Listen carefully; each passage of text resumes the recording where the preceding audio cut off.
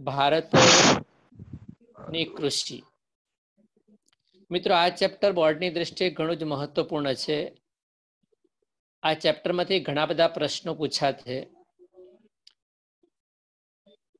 ભારત અને કૃષિ. મિત્રો, આપણા દેશમાં કૃષિ ક્ષેત્રનું જે મહત્વ છે, કેટલું મહત્વપૂર્ણ છે,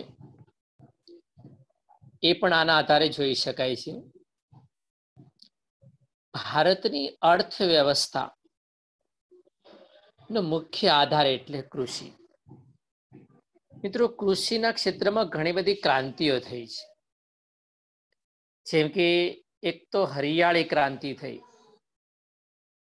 હરિયાળી ક્રાંતિને કારણે આજે ઘણી બધા અનાજના ક્ષેત્રમાં ઉત્પાદનનું પ્રમાણ વધી શક્યું છે, જેને આપણે હરિયાળી ક્રાંતિ કહીએ. આવી રીતે કૃષિ ક્ષેત્રની અંદર જોઈએ તો દૂધના વિભાગમાં પણ ઘણો બધો સુધારો થયો છે, જેને આપણે શ્વેત ક્રાંતિ કહીએ, ધવલ ક્રાંતિ કહીએ દૂધ ઉત્પાદનની દ્રષ્ટિએ. મત્સ્યના ક્ષેત્રમાં પણ ઘણું બધું ઉત્પાદન હાંસલ કરી શકાય, જેને નીલી ક્રાંતિ પણ કહી શકાય છે. ખાતરની અંદર પણ ઘણું બધું ઉત્પાદન થઈ શક્યું છે, જેને આપણે ભૂખરી ક્રાંતિ પણ કહી શકીએ. ઝીંગાના ઉત્પાદનમાં પણ ઘણો બધો વધારો થયો, જેને ગુલાબી ક્રાંતિ પણ કહેવાય છે. તેલીબિયાના ક્ષેત્રમાં પણ ઘણું બધું ઉત્પાદન થયું છે, જેને આપણે પીળી ક્રાંતિ તરીકે ઓળખીએ છીએ. ફળોની બાબતમાં પણ ઉત્પાદન ઘણું બધું છે, જેને સોનેરી ક્રાંતિ કહેવાય છે. ટમેટાની અંદર માંસની અંદર જે ઉત્પાદન થાય એને લાલ ક્રાંતિ પણ કહેવાય છે. અને વૈકલ્પિક ઉર્જાના પણ આપણે ઘણા બધા સ્ત્રોત મેળવ્યા છે, જેને બ્રાઉન અથવા બ્લેક ક્રાંતિ પણ કહેવાય. ઈંડાની અંદર જે ઉત્પાદન થાય જેને સિલ્વર ક્રાંતિ કહેવાય છે. બટેકાની અંદર જે ઉત્પાદન થાય એને ગોળ ક્રાંતિ અથવા વર્તુળ ક્રાંતિ કહેવાય છે. અને મિત્રો, સર્વાંગીણ વિકાસ થાય એને મેઘધનુષ્ય ક્રાંતિ પણ કહેવાય છે. અને આપણે હવે સર્વાંગીણ વિકાસ કરી રહ્યા છીએ. દિશામાં આપણો પ્રયત્ન ખૂબ સારો છે. તો ચેપ્ટર 10 ની અંદર ભારત અને કૃષિ, કે ભાઈ આપણા દેશની જે અર્થવ્યવસ્થા છે એનો મુખ્ય આધાર કયો થાય કે ખેતી.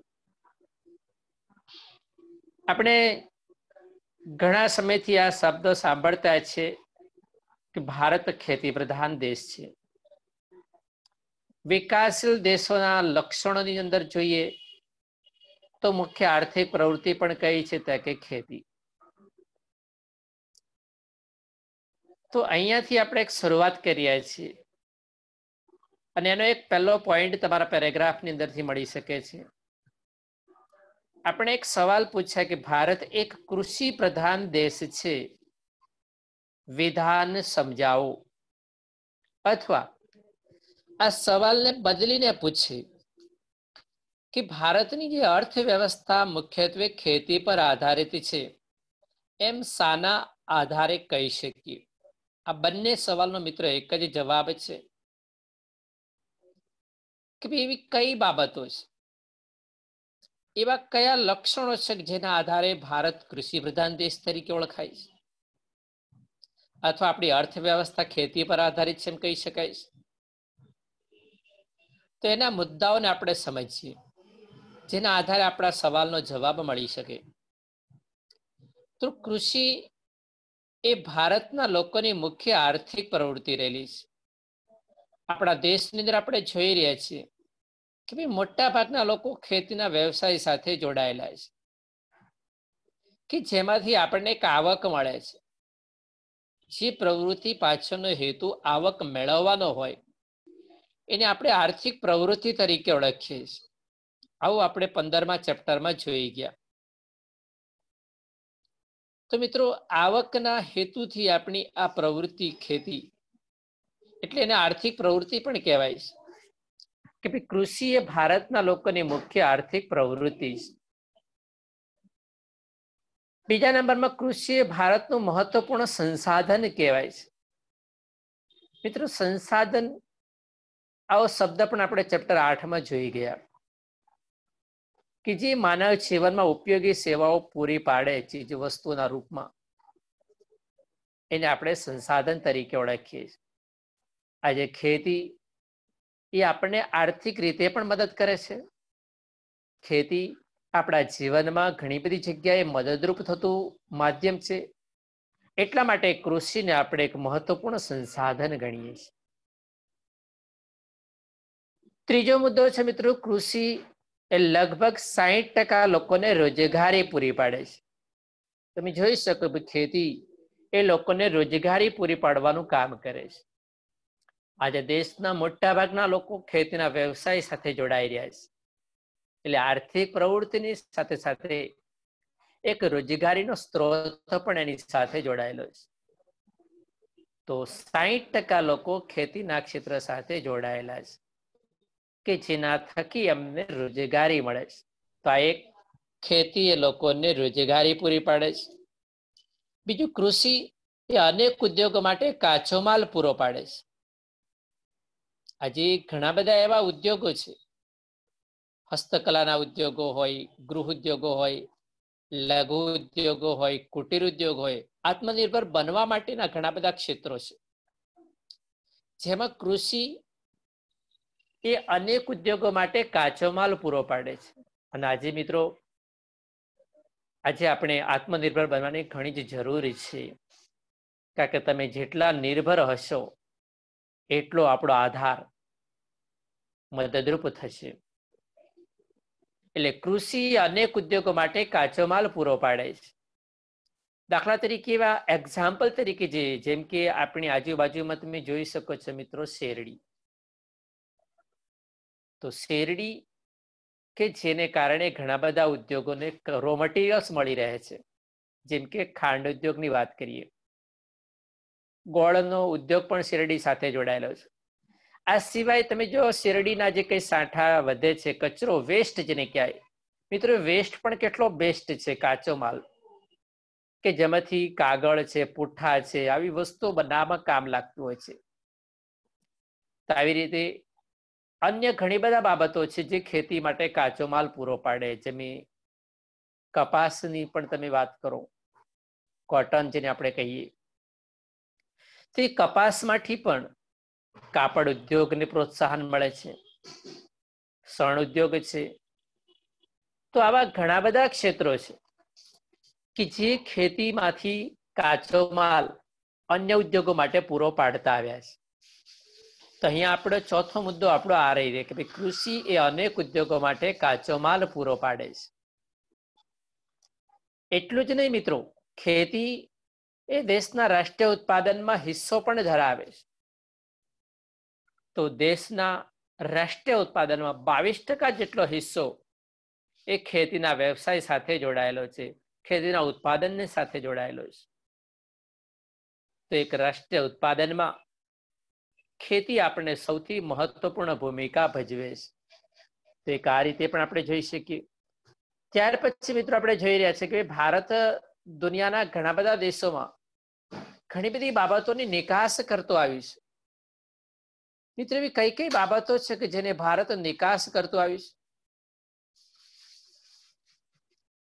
તો મિત્રો આસામ તમે જોઈ શકો છો કે આસામની અંદર તૈયાર થતી જે ચા છે એ દુનિયાના ઘણા બધા દેશોમાં નિકાસ કરવામાં આવે છે. આપણા ગુજરાતમાંથી તૈયાર થયેલા તલ અને મરચા આપણા ગુજરાતમાંથી તલ અને મરચા એ ચીનના બજારમાં પણ વેચાય છે. આપણી ગુજરાતની તાલાલાની કેરી એ દુનિયાના દેશોમાં પણ નિકાસ થાય છે. આવી તો ઘણી બધી વસ્તુઓ છે કે જે આપણે દુનિયાના દેશોમાં નિકાસ કરીએ છીએ. મિત્રો જ્યારે આપણે નિકાસ કરીએ છીએ તેના બદલામાં આપણને વિદેશી નાણું પ્રાપ્ત થાય છે, જે આપણી એક હુડિયામણનો ભાગ કહેવાય. અને આ હુડિયામણ જે આપણે ઘણા બધા ક્ષેત્રોમાં કામ લાગતું આવ્યું છે. આમ ભારતની નિકાસમાં ખેતી પાકો અને ખેત પેદાશનો લગભગ 18% હિસ્સો છે. વિદેશી હુડિયામણ આપણને રળી આપે છે. તો આ રીતે ખેતી એક મહત્વનું માધ્યમ ગણાય છે. મિત્રો આ બધા જ મુદ્દાઓના આધારે આપણે એવું કહી શકીએ છીએ કે ભાઈ ભારત એક કૃષિ પ્રધાન દેશ છે. આ બધા મુદ્દાઓના આધારે આપણે કહી શકીએ છીએ કે ભારત એક કૃષિ પ્રધાન દેશ છે એમ કહી શકાય. તો કઈ કઈ બાબતો આપણે ધ્યાનમાં લીધી કે આપણી આર્થિક પ્રવૃત્તિ ખેતી છે, આપણું મહત્વપૂર્ણ સંસાધન ખેતી છે, રોજગારી આપણને ખેતીમાંથી મળે છે, ઉદ્યોગો માટેનો કાચો માલ પ્રાપ્ત થઈ શકે છે, અને રાષ્ટ્રીય ઉત્પાદનમાં 22% હિસ્સો, સાથે સાથે વિદેશમાં નિકાસ કરી અને આપણે 18% જેટલું વિદેશી હુંડિયામણ પણ મેળવી શકીએ છીએ. તો આ તમામ બાબતો ઉપરથી આપણે એવું કહી શકીએ છીએ કે ભાઈ ભારત એક કૃષિ પ્રધાન દેશ છે. આપણી અર્થવ્યવસ્થા ખેતી પર આધારિત છે એવું આ બાબતોના આધારે આપણે કહી શકીએ. તો આપણો પાઠ્યપુસ્તક પ્રમાણેના પહેલા પેરેગ્રાફમાંથી આપણને આવો એક સવાલ 2 ગુણ પ્રમાણેનો તૈયાર થઈ શકે, અથવા ઘણી વખત આ વર્ણનને આધારે ઓળખી બતાવો, આવો સવાલ આપણને કદાચ પૂછે તો પણ આપણે જવાબ બનાવી શકીએ. ત્યાર પછી મિત્રો આપણે એક નવા સવાલ પર જઈ રહ્યા છીએ, અને એ છે ભારતમાં કૃષિ માટેની અનુકૂળતાઓ જણાવો. મિત્રો ભારતમાં કૃષિ માટેની જે અનુકૂળતાઓ છે ઘણી બધી છે. કે આપણે ત્યાં કૃષિ માટેની અનુકૂળતાઓ કઈ કઈ છે, એટલે કે ખેતીનો વિકાસ માટે કઈ કયા પ્રકારની અનુકૂળતાઓ. તો મિત્રો પહેલો પોઈન્ટ આપણો એ છે કે આપણા દેશને વિશાળ ફળદ્રુપ મેદાની પ્રદેશો મળ્યા છે. મિત્રો વાત કરીએ ઉત્તર ભારતની, આજે ઉત્તર ભારતમાં ગંગા અને યમુનાનો જે મેદાની પ્રદેશ છે દુનિયાનો સૌથી મોટો મેદાની પ્રદેશ ગણાય છે. આજે જે નદીઓ પોતાની સાથે મેદાની પ્રદેશનું નિર્માણ કરતી આવી છે એ વિસ્તાર ફળદ્રુપ જમીનથી ઘેરાયેલો હોય છે, અને કોઈ પણ ખેતીના ઉત્પાદન માટે ફળદ્રુપ જમીન એ સૌથી મહત્વપૂર્ણ માધ્યમ બનતું હોય છે. તો આજે કૃષિના વિકાસ માટે સૌથી મોટી અનુકૂળતા કઈ, કે ફળદ્રુપ મેદાનો છે. અને જ્યારે ફળદ્રુપ મેદાનો હોય ને ત્યારે આપણને ઘણી બધી રીતે મદદરૂપ થાય છે, જે આપણે જરૂરિયાત પ્રમાણના પાક આપણે ઉપયોગમાં લઈ શકીએ છીએ. તો આજે ઘણા બધા પાક આપણા દેશમાં ઉત્પાદન થઈ શકે છે. એનું કારણ જમીનની ગુણવત્તા, અને જમીનની ગુણવત્તા એટલે મિત્રો ફળદ્રુપ મેદાની પ્રદેશ. ત્યાર પછી આપણે જોઈ રહ્યા છીએ મિત્રો ભારતમાં અનુકૂળ આબોહવા છે. મિત્રો કહેવાય છે આબોહવા અને હવામાન આ બંને શબ્દોમાં ઘણો ફરક છે, પણ આબોહવા એ કેટલાય વર્ષો પછી આપણે એનું તારણ કાઢી શકીએ, એને આબોહવા કહી શકાય. તો ભારતની અંદર આબોહવા કેવી છે, કે મોસમી આબોહવા.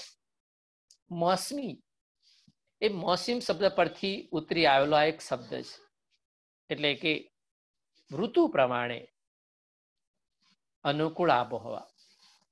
મિત્રો આપણા દેશની આબોહવા મોસમી આબોહવા છે, અને આ આબોહવાની વિશેષતા શું, કે આપણે 12 માસ પાક લઈ શકીએ તેવી છે. તો બીજું આપણે અમુક ઋતુ પ્રમાણે ઉનાળાની ઋતુ હોય, શિયાળાની ઋતુ હોય કે ચોમાસાની ઋતુ હોય એ પ્રમાણે આપણે પાક લઈ શકીએ. મિત્રો આમ જોવા જઈએ તો વર્ષની મુખ્ય 2 જ ઋતુ ગણાય છે, એક ઉનાળો અને બીજો શિયાળો. પણ વરસાદની ઋતુને આપણે ચોમાસા તરીકે સામેલ કરીએ છીએ, જે આપણા તરફથી આપણે બનાવેલી છે. તો આવી રીતે આપણે 3 ભાગમાં વહેંચીએ ઋતુઓને. સાહિત્યની દ્રષ્ટિએ જોવા જઈએ તો એમાં આપણે 6 ઋતુઓની પણ વાત કરવામાં આવી છે. તો આવી રીતે આપણે 3 ઋતુને મુખ્ય ગણીએ, અને એ પ્રમાણે આપણે 3 ઋતુમાં તમે જોઈ શકો છો 12 માસ પાક લઈ શકાય તેવી અનુકૂળ આબોહવા છે. તો આપણો બીજી અનુકૂળતા કઈ, આબોહવાની છે. કારણ કે કોઈ પણ પાકના ઉત્પાદન માટે મિત્રો આબોહવા જવાબદાર છે. તમારે ઘઉંનું ઉત્પાદન કરવું છે તો ઘઉંના ઉત્પાદન કરવા માટે તમારે ઠંડીની ઋતુનો અનુભવ હોવો જરૂરી છે. એટલે શિયાળાનો સમય તમે જો ઘઉંની ઋતુ માટે વધારે અનુકૂળ આવતો હોય છે, કારણ કે એ પ્રકારની હવામાનમાં ઠંડકનો વાતાવરણ જોઈએ તો જ એ પાક લઈ શકાતો હોય. એમ મિત્રો ઉનાળાની ઋતુ માટે એ પ્રકારનું વાતાવરણ જોઈએ તો જે પાક લઈ શકાતા, આને કહેવાય અનુકૂળ આબોહવા. ત્યાર પછી મેદાનો પણ છે, આબોહવા પણ છે, પણ સાથે જરૂરી છે મિત્રો સુવિધાઓ. અને સુવિધા કઈ છે? સિંચાઈની સુવિધા. કારણ કે હવા, પાણી અને ખોરાક, આ 3 વસ્તુ સૂર્યપ્રકાશના માધ્યમથી આપણા સુધી પહોંચી છે. એમાં સિંચાઈ કે જેના થકી આપણે પાણીની સુવિધાઓ મળી શકે. આજે સુરતની અંદર તમે જોઈ શકો છો મિત્રો, તાપીથી વાપીની વચ્ચે પાણીની સુવિધાનો સ્ત્રોત વધારે છે. એટલે આપણે તમે જો ફળોની વાડીઓ જોવા મળે છે. એનું કારણ મિત્રો સિંચાઈનો લાભ મળે છે. તો જે જગ્યાએ મિત્રો સિંચાઈની સુવિધા છે ત્યાં તમે જો 12 માસ વિભિન્ન પાકોનું ઉત્પાદન કરી શકીએ છીએ. એ આબોહવાને અનુકૂળ પાકો લઈ શકીએ છીએ. જમીનની ફળદ્રુપતાના આધારે પાક લઈ શકીએ છીએ. જમીનના પ્રકારના આધારે પાક લઈ શકીએ છીએ. તો સિંચાઈની સગવડો પણ ઘણી બધી છે. લગભગ ભારતની ભૂમિનો 40% કરતા વધારે હિસ્સો એવો છે કે જ્યાં સિંચાઈની સુવિધાઓ છે. તો એક લાભ આપણને સિંચાઈની સગવડો મળી છે. તમે જોઈએ એવી આપણે કેનાલો બનાવવામાં આવી છે, નહેરોનું નિર્માણ કરવામાં આવ્યું છે, અને નહેરોના નિર્માણ થકી આજે સિંચાઈની સુવિધાઓ ઉપલબ્ધ થઈ છે. ત્યાર પછી તમે જોઈ શકો છો કે આ બધી જ સુવિધાઓ છે મિત્રો, મેદાનો પણ છે, આબોહવા પણ છે, પણ સિંચાઈ પણ છે. પણ સાથે સાથે જો આપણી પાસે આ સુવિધા ન હોય કે ભારતનો ખેડૂત, મિત્રો ભારતનો ખેડૂત તમે જો પ્રારબ્ધવાદી તો છે જ, પણ સાથે સાથે કુશળ પણ છે, બુદ્ધિશાળી. એટલું જ નહીં મિત્રો, બુદ્ધિશાળી સાથે સાથે મહેનતુ પણ છે. તમે જોઈજો એ ખેતરની અંદર એટલી બધી તનતોડ મહેનત કરતો હોય છે, અને એને પોતાની આ મહેનતના બળે એ ખેતીની અંદર ઘણું બધું ઉત્પાદન કરી શકે છે. મિત્રો આપણી પાસે ઘણું બધું હોય, પણ આપણી અંદર જો કામ કરવાની મહેનત ન હોય, કુશાગ્ર બુદ્ધિ ન હોય, તે થઈ શકતું નથી. એમ આપણો ખેડૂત આટલો જ કુશળ છે, આટલો જ મહેનતુ છે, જેના થકી આ ફળદ્રુપ મેદાની પ્રદેશોમાં અનુકૂળ આબોહવાના આધારે સિંચાઈના માધ્યમ થકી ભારતનો ખેડૂત આવું વિશાળ ઉત્પાદન કરી શક્યો છે. તો એ ખેડૂતની કુશળ બુદ્ધિ જવાબદાર છે, એ ખેડૂતને મહેનત જવાબદાર છે, જેના થકી આપણે કૃષિની અંદર ઘણું બધું ઉત્પાદન કરી શક્યા. આપણી જે હરિયાળી ક્રાંતિ જોવા મળે છે, આપણી જે શ્વેત ક્રાંતિ જોવા મળે છે, જે વિભિન્ન ક્રાંતિઓ ખેતીના ક્ષેત્રમાં આપણે વાત કરી, એ તમામ ક્ષેત્રોની અંદર જવાબદાર અને મહત્વપૂર્ણ ભૂમિકા જો કહેવામાં આવે તો એ મિત્રો ખેડૂતની છે. એની કુશળ બુદ્ધિ જવાબદાર છે, એની મહેનત જવાબદાર છે. એ એની પાછળના જવાબદાર કારણો છે કે જેના થકી આપણે ઉત્પાદન કરી શક્યા. તો આ બધી જ અનુકૂળતાઓ લીધે ભારતમાં મોટાભાગના પ્રદેશોમાં વર્ષમાં 2 કે તેથી વધુ પાકનું વાવેતર કરી શકાય છે. તો અહીંયા મિત્રો આપણા જવાબને આ રીતે ધ્યાનમાં લઈએ કે ભારતની અંદર કૃષિની ઘણી બધી અનુકૂળતાઓ છે, છતાંય ભારતની અંદર ઉત્પાદનના બાબતમાં કયા કયા પ્રકારના સુધારા થતા જોવા મળે છે, એ મુદ્દાઓને આપણે આ રીતે ધ્યાનમાં લઈ શક્યા. તો આ રીતે આપણો જે જવાબ હતો મિત્રો, એને આપણે ધ્યાનમાં લઈએ અને એ પ્રમાણે આપણે કામ કરીએ. તો અહીંયા તમારી સામે મિત્રો 2 સવાલ આપણે જોયા. એક, ભારતની અર્થવ્યવસ્થા મુખ્યત્વે ખેતી પર આધારિત છે તે, અને બીજો સવાલ જોયો આપણે કૃષિ માટેની અનુકૂળતાઓ જોઈ. મિત્રો આ બધી જ બાબતો છે, પણ સાથે સાથે આ બધી જ આપણી અનુકૂળતાઓ હોવા છતાં આપણા દેશનો વિકાસ થઈ શક્યો નથી. એની પાછળનું કારણ તો આવો એક સવાલ આપણી સામે આવી રહ્યો છે કે ભારતમાં કૃષિની અનુકૂળતાઓ છે, છતાંય કૃષિના ક્ષેત્રમાં આપણે પૂરતો વિકાસ સાધી શક્યા નથી. તેની પાછળનું કારણ કયું છે એ આપણે જવાબના રૂપમાં એને સમજવાનો પ્રયત્ન કરીએ. ભારતમાં કૃષિના વિકાસની અનુકૂળતાઓ હોવા છતાં પૂરતો વિકાસ સાધી શકાયો નથી. એમ તમે શા આધારે કહી શકો? આપણે અનુકૂળતાઓની વાત કરી મિત્રો, કે આપણા દેશમાં સિંચાઈની સુવિધાઓ છે, આપણા દેશમાં અનુકૂળ આબોહવા છે, આપણા દેશમાં ફળદ્રુપ મેદાની પ્રદેશો છે, આ બધી આપણી પાસે છે સુવિધાઓ. છતાંય તમે જોઈ શકો છો કે ભાઈ ભારતમાં કૃષિની અનુકૂળતાઓ હોવા છતાં પૂરતો વિકાસ સાધી શકાયો નથી, એમ તમે શાના આધારે કહી શકો? તો આ જવાબના સંદર્ભમાં આપણે વાત કરીએ. ભારતમાં કૃષિની અનુકૂળતા હોવા છતાં પૂરતો વિકાસ સાધી શકાયો નથી, એ સવાલના સંદર્ભમાં આપણે જવાબ જોઈએ તો પહેલો પોઈન્ટ છે મિત્રો, કે ભારતમાં ખેડૂતો એકંદરે ગરીબ અને નિરક્ષર છે. મિત્રો આપણો ખેડૂત તમે જોઈ શકો છો કે મહેનતુ છે, આપણો ખેડૂત બુદ્ધિશાળી છે, પણ સામે પરિસ્થિતિઓ પણ એવી છે કે ભારતનો ખેડૂત ગરીબ છે. હવે જ્યારે આપણી ગરીબી હોય તો ગરીબીને કારણે આપણે જે જરૂરિયાત પ્રમાણે જે સંસાધનોની જરૂરિયાત છે એ આપણે મેળવી શકતા નથી. એવી આપણી પાસે સગવડ નથી, આવકનો સ્ત્રોત નથી, જેને કારણે આપણે ટેકનોલોજીનો પૂરતા પ્રમાણમાં ઉપયોગ કરી શકતા નથી. તો એક ભારતનો ખેડૂત કેવો છે? ગરીબ છે. સાથેની સાથે બીજો મુદ્દો પણ જોડાયેલો છે કે મિત્રો ભારતનો ખેડૂત કેવો છે? નિરક્ષર છે. મિત્રો તમારી પાસે સુવિધાઓ છે, આર્થિક સ્ત્રોત પણ છે, પણ સાથે આપણી પાસે બીજી એક બાબત જવાબદાર કઈ છે અનુકૂળતાઓ માટે, તે છે ભારતનો ખેડૂત કેવો છે? નિરક્ષર. મિત્રો સાક્ષરતા અને નિરક્ષરતા બંને વસ્તુઓ ઘણી બધી રીતે ફરક પડતી હોય છે. આજે આપણી પાસે જ્યારે કોઈ વસ્તુનું જ્ઞાન નથી ત્યારે આપણે નિરક્ષર કહેવાઈએ છીએ. ટેકનોલોજીથી આપણે માહેર નથી તો આપણે નિરક્ષર કહેવાઈએ છીએ. તેવી રીતે ખેતીના ક્ષેત્રમાં જ્યારે આપણે કોઈ ટેકનોલોજીનો ઉપયોગ કરતા નથી, એવી ખેત પદ્ધતિનો ઉપયોગ નથી કરતા, તો ત્યાં આપણે નિરક્ષર તરીકે ઓળખાઈએ છીએ. તો આપણે ભારતનો જે ખેડૂત છે એને ટેકનોલોજી વિશે પૂરતો માહિતીનો અભાવ છે, ત્યારે એ નિરક્ષર ગણી શકાય. તો આજે નિરક્ષરતા એક જવાબદાર પરિબળ છે, જેને કારણે આપણે ખેતીના ક્ષેત્રમાં આ બધી જ બાબતોનો ઉપયોગ કરી શકતા નથી. તો એક કારણ આપણે જોયું મિત્રો કે ભારતનો ખેડૂત કેવો છે? ગરીબ છે. બીજા નંબરમાં કેવો છે? નિરક્ષર છે. ત્યાર પછી મિત્રો કૃષિની અનુકૂળતાઓ છે છતાં વિકાસ ન સાધવા માટેનું જવાબદાર પરિબળ કયું? કે મિત્રો વસ્તી વધારો.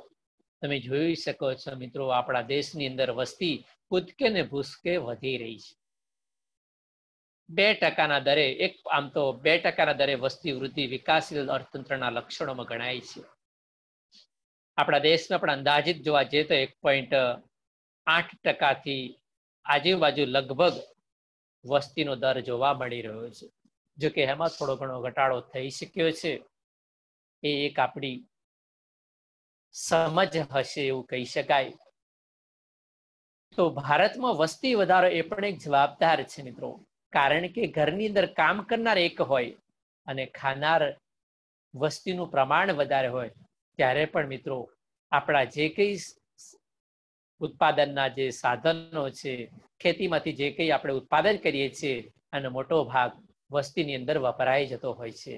ત્યારે એ ખેડૂત જેના થકી નિકાસ થવી જોઈએ, એ નિકાસ થકી જે આવકનો સ્ત્રોત મળવો જોઈએ, નિર્યાત થકી જે સ્ત્રોત મળવો જોઈએ, એ પૂરતા પ્રમાણમાં મળી શકતો નથી.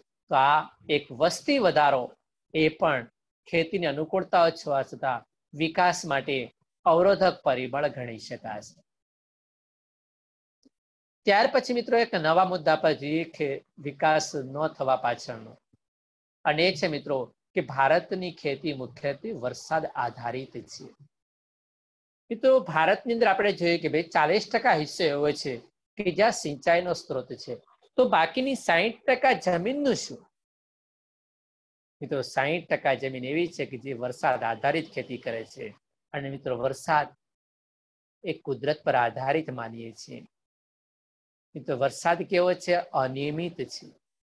કયા સમય આવશે એ નક્કી નથી, એટલા માટે એને અનિયમિત ગણીએ છીએ. કેટલો આવશે એ પણ ચોક્કસ નથી, એટલે અનિશ્ચિત છે. મિત્રો, ઘણી વખત ખેતરમાં વરસાદની જરૂરિયાત હોય છે, વરસાદની રાહ જોતા હોય છે ખેડૂતો, આકાશ તરફ મીટ માંડીને બેઠા હોય છે, પણ છતાંય વરસાદ આવતો નથી અને ખેતરમાં ઉભેલો પાક સુકાઈ જતો હોય છે. કારણ કે જરૂરિયાત કરતા વધારે જરૂરિયાત છે છતાં વરસાદ આવતો નથી, જેને કારણે ઉભેલો પાક નુકસાન,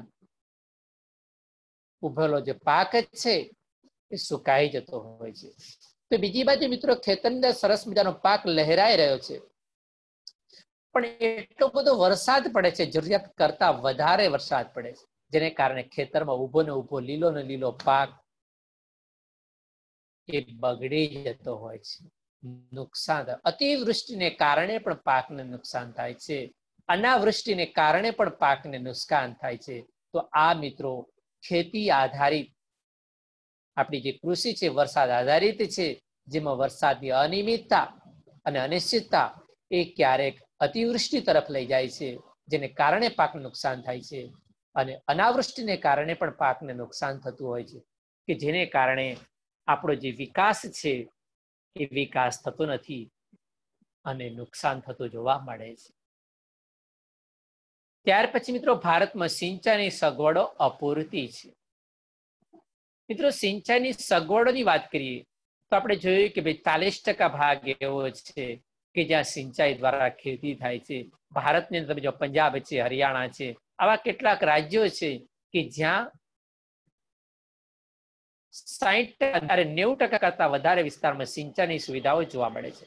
પણ મણિપુર જેવા રાજ્યની અંદર તમે જુઓ તો ત્યાં 10% કરતા પણ ઓછો ભાગ એવો છે કે જ્યાં સિંચાઈની સુવિધાઓ છે. મિત્રો, તો ભારતના કેટલાક રાજ્યો એવા છે જ્યાં 90% સિંચાઈની સુવિધાઓ દ્વારા ખેતી થાય છે, અને ભારતના કેટલાક રાજ્યો એવા છે જ્યાં 10% કરતા પણ ઓછી સિંચાઈની સુવિધાઓ. તો મિત્રો, જ્યાં સિંચાઈની અગવડતાઓ છે ત્યાં પાકનું ઉત્પાદન થઈ શકતું નથી. તો સિંચાઈની સગવડતાઓ પૂરતી એ પણ એક જવાબદાર પરિબળ ગણી શકાશે. ત્યાર પછી મિત્રો જોઈ શકો છો કે ભારતનો ખેડૂત કેવો છે? નિરક્ષર છે, કે જે ટેકનોલોજીનો પૂરતા પ્રમાણમાં ઉપયોગ કરી શકતો નથી. બીજું, ભારતનો ખેડૂત તમે જોઈ શકો છો ગરીબ છે, એની પણ આપણે વાત કરી કે જેને કારણે એ ટેકનોલોજીને ખરીદી શકતો નથી, સારામાં સારા મોંઘા બિયારણો ખરીદી શકતો નથી. આ ઉપરાંત કેટલીક સામાજિક પ્રવૃત્તિઓ પણ જવાબદાર છે મિત્રો, અને છે કૌટુંબિક પરિબળો પણ જવાબદાર છે, નાના ખેતરો જવાબદાર છે.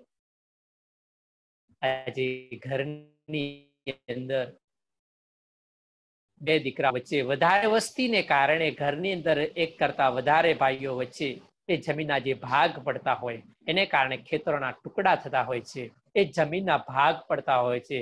આમ ભાઈઓ વચ્ચે પડતા ખેતરોના ટુકડા એ જમીનની અંદર નાના ખેતરોનું સ્વરૂપ ધારણ કરે છે, અને એ નાના ખેતરોનું સ્વરૂપ એ ખેત ઉત્પાદન પર પણ અસર કરતું હોય છે.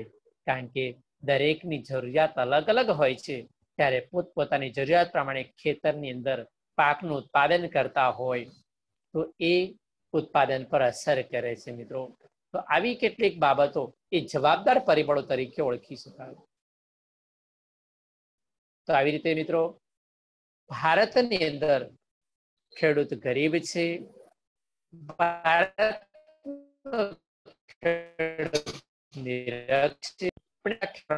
નાના સ્વરૂપના જોવા મળે છે. બીજું એક જવાબદાર પરિબળ કહીએ એ છે મિત્રો આધુનિક ખેત પદ્ધતિ. મિત્રો, તમે જો દુનિયાના ઘણા બધા એવા દેશો છે કે જે ખેતીના ક્ષેત્રમાં ખૂબ સારી એવી ટેકનોલોજીનો ઉપયોગ કરી રહ્યા છે. એ દિશામાં હવે આપણે આગળ વધી રહ્યા છીએ ચોક્કસ, પણ આપણે છતાં એ બાબતમાં અભાવ છે. તો આધુનિક ખેત પદ્ધતિ આપણે ઓછી જોવા મળી રહી છે. સુધારેલા બિયારણનો આપણે ઉપયોગ કરવાની વાત છે.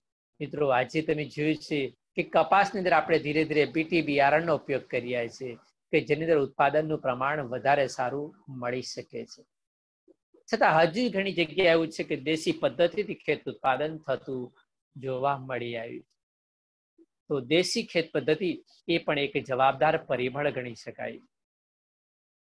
આમ સામાન્ય રીતે મિત્રો આપણે જોઈ રહ્યા છીએ તે પ્રમાણે કે ભાઈ ભારતનો ખેડૂત એકંદરે ગરીબ છે, નિરક્ષર છે, ખેતરોના કદ નાના છે, આધુનિક ખેત પદ્ધતિનો અભાવ જોવા મળે છે, સુધારેલા બિયારણ આપણે સારા પ્રમાણમાં વાપરી શકતા નથી, રાસાયણિક ખાતર તમે જો જે આપણે જરૂરિયાત પ્રમાણે વાપરવો જોઈએ એ પ્રમાણે આપણે વાપરતા નથી. તો એ પણ મિત્રો એક જવાબદાર પરિબળ ગણી શકાશે કે આપણે એવી કઈ બાબતો છે કે જેને કારણે રાસાયણિક ખાતરોનો છે એ પૂરતા પ્રમાણમાં ઉપયોગ કરી શક્યા નથી. તો એ પણ એક જવાબદાર પરિબળ છે મિત્રો. તો અહીંયા આપણે જે વાત કર્યા છે તે મિત્રો આ બાબતો છે કે ભારતમાં કૃષિની અનુકૂળતા હોવા છતાં પૂરતો વિકાસ સાધી શકાય નથી. એમાં આ મુદ્દાઓ પણ જવાબદાર હતા. સુધારેલા બિયારણોનો આપણે ઉપયોગ નથી કરતા, સારામાં સારા રાસાયણિક ખાતરોનો ઉપયોગ નથી કરતા, એ પણ જવાબદાર છે. ત્યાર પછી મિત્રો મહત્વપૂર્ણ કારણ જોવા જઈએ તો કે ભારતનું જે શિક્ષિત યુવાન છે તે શિક્ષિત યુવાન ખેતીના બદલે અન્ય વ્યવસાયને વધારે મહત્વ આપી રહ્યો.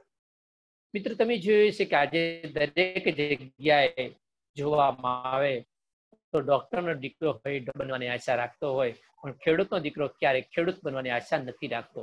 તો એ ખેતીના વ્યવસાયને આપણે મહત્વ નથી આપી રહ્યા. પરંતુ આજના સમયમાં તમે જુઓ કે હવે ખેતી તરફ પણ લોકોનું ધ્યાન જઈ રહ્યું છે. એ દિશામાં પણ આર્થિક પ્રવૃત્તિના સ્વરૂપમાં કામ કરવામાં આવી રહ્યું છે. વધારે સતર્કતા એ દિશા આવશે આત્મનિર્ભર બનવા માટે. ચોક્કસ ખેતીનો વ્યવસાય પણ વધારે બની શકશે અને ખૂબ સારી ટેકનોલોજીનો આપણે ઉપયોગ કરી શકીશું. આમ શિક્ષિત યુવાનોએ એ ખેતીના વ્યવસાય તરફ જો વધારે મહત્વ આપવામાં આવશે. બીજું, ખેતીનો વ્યવસાય છે સમાજમાં દરજ્જોને નીચો ગણવામાં આવે છે. કારણ કે આજે કોઈ પણ જગ્યાએ જોવામાં વ્યવસાયની દ્રષ્ટિએ જોવામાં આવે, રોજી રોટીના સ્વરૂપમાં જોવામાં આવે તો આપણે ખેતીના વ્યવસાયને પસંદ કરવામાં નથી આવતું. સમાજમાં એને સ્થાન નીચું આપવામાં આવ્યું છે. તે પણ મિત્રો એક જવાબદાર પરિબળ છે. તો આ બધા જ કારણ લીધે આપણે કહી શકીએ કે વિશ્વના અન્ય દેશોની સરખામણીએ ભારતમાં કૃષિ જે પ્રધાન દેશ છે એ કૃષિ પ્રધાન દેશની કેટલીક બાબતોને આપણે સમજવી જોવી જરૂરી છે. તો અહીંયા મિત્રો આપણી સામે આવી કેટલીક બાબતોની આપણે વાત કરી હતી. આ સવાલ આપણા માટે મહત્વપૂર્ણ સવાલ છે કે ભારતમાં કૃષિની જે અનુકૂળતાઓ હોવા છતાં પૂરતો વિકાસ સાધી શક્યા નથી. વિધાન સમજાવો તેના મુદ્દાઓ આપણે આ જોઈ શક્યા કે ભારતનો ખેડૂત એકંદરે ગરીબ છે અને નિરક્ષર છે. બીજો મુદ્દો આપણે જોયો વસ્તી વધારાનો પોઈન્ટ જોયો. કારણ કે ઘરની અંદર કમાનાર વ્યક્તિ એક હોય અને ખાનારની સંખ્યા વધારે હોય ત્યારે જે વિકાસ માટે જે હોય છે એ વધતું નથી. પરિણામે આપણે નવું કંઈ કાર્ય કરી શકતા નથી. એ રીતે આપણે આપણો ભારતનો ખેડૂત પ્રારબ્ધવાદી પણ છે એની વાત કરી. આપણે નસીબ ઉપર વધારે વિશ્વાસ કરીએ છીએ. મિત્રો ભારતમાં વરસાદ તમે જુઓ અનિયમિત જોવા મળે છે, અનિશ્ચિત જોવા મળે છે. સિંચાઈની સગવડોની વાત કરી તો અપૂરતી જોવા મળે છે. આપણો ખેડૂત નિરક્ષર છે અને નિરક્ષર હોવાને કારણે એ ટેકનોલોજીનો ઉપયોગ નથી કરી શકતો. ગરીબ હોવાને કારણે એ ખેતરોનો પૂરતા પ્રમાણમાં ઉપયોગ કરી શકતો નથી અને જુદી જુદી પાક પદ્ધતિઓ અપનાવે છે જેને કારણે ઉત્પાદન જોઈએ તે પ્રમાણમાં થઈ શકતું નથી. તો કૃષિ પદ્ધતિઓ આપણે નવી અપનાવવાની છે. સારામાં સારી કૃષિ પદ્ધતિઓ અપનાવવી પડશે. સજીવ ખેતી આપણે અપનાવવી પડશે. સારામાં સારા બિયારણો આપણે વાપરવા પડશે. સારામાં સારા ખાતરોનો ઉપયોગ કરીશું તો જ આપણે સારામાં સારો વિકાસ સાધી શકીશું. આમ શિક્ષિત યુવાનો ખેતીને બદલે અન્ય વ્યવસાય તરફ જે જઈ રહ્યા છે, આપણે મિત્રો ભણેલા હોઈએ અને જો સારામાં સારી ખેતીના ક્ષેત્રમાં જો ધ્યાન આપીએ તો સારામાં સારું ટેકનોલોજીના માધ્યમથી સજીવ ખેતી છે, ઓર્ગેનિક ખેતી છે એ દિશામાં આપણે કામ કરીએ. મિશ્ર ખેતીને આપણે અપનાવી શકીએ, સજીવ ખેતીને આપણે અપનાવી શકીશું. આ રીતે ખાતરની અંદર પણ આપણે બાયોસ્ફિયર ફર્ટિલાઇઝર, બાયો ફર્ટિલાઇઝર જેવા ખાતરોનો ઉપયોગ કરીએ કે જેનાથી આપણને ઘણી બધી પ્રકારની પરિસ્થિતિઓમાં આપણે સારું એવું કામ કરી શકીએ. આમ આ બધા જ કારણ લીધે વિશ્વના અન્ય દેશોની સરખામણીએ ભારતમાં કૃષિનું જે ઉત્પાદન છે એ ઘણું ઓછું છે. એમ કહી શકીએ એવા મુદ્દાઓ તરફ આપણે કામ કર્યું. તો આ રીતે મિત્રો અહીંયા આપણે જે કઈ બાબતોને જોઈ રહ્યા હતા, આજના આપણા આ લેક્ચરની અંદર આપણે જે જોઈ રહ્યા હતા એમાં એક સાલ આપણે જોયો હતો, ફરીથી એક વખત આપણે રિવાઇઝ કરી રહ્યા છીએ 1-2 મિનિટ માટે. અને એ છે મિત્રો, ભારત એક કૃષિ પ્રધાન દેશ છે. ભારતની અર્થવ્યવસ્થાનો મુખ્ય આધાર કયો છે? કે કૃષિ છે. આપણા દેશની આર્થિક પ્રવૃત્તિ કઈ છે? કે કૃષિ છે. નાના નાના સવાલ વન વર્ડ્સમાં આપણે પૂછી શકીએ કે ભારતનું મહત્વપૂર્ણ સંસાધન કયું છે?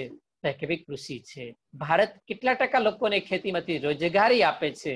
તો કે ભાઈ 60% છે. કયો એવો ઉદ્યોગ છે કે જે કાચો માલ પૂરો પાડવામાં મહત્વપૂર્ણ ભૂમિકા ભજવી રહ્યો છે આપણા દેશ માટે? તો મિત્રો કૃષિ છે. આપણા દેશની અંદર રાષ્ટ્રીય ઉત્પાદનમાં 22% હિસ્સો કયા ક્ષેત્ર સાથે જોડાયેલો છે? તે પણ મિત્રો કૃષિ ગણવામાં આવશે. આ રીતે આપણા દેશની અંદર એવું ક્ષેત્ર છે કે જે 18% હિસ્સો નિર્યાત કરીને વિદેશી હુડિયામણ રળી આપવાનું કામ કરે છે, અને એ છે મિત્રો કૃષિ છે. આવી રીતે આપણે એક એક શબ્દના જે જવાબ છે એ આપણે આમાંથી મેળવી શકીએ છીએ. તો આ રીતે પણ આપણે આ જવાબને યાદ કરી શકીએ. ત્યાર પછીનો પણ આપણે એક મુદ્દો જોયો હતો મિત્રો, કે કૃષિ માટેની અનુકૂળતાઓ જણાવો. તો મિત્રો અહીંયા છેલ્લે આપણે આ એક સવાલને પણ સમજી રહ્યા છે કે મિત્રો કૃષિ માટેની અનુકૂળતાઓ કઈ છે? એ આપણે જોઈ, મેદાનો જોયા, 12 માસ પાક લઈ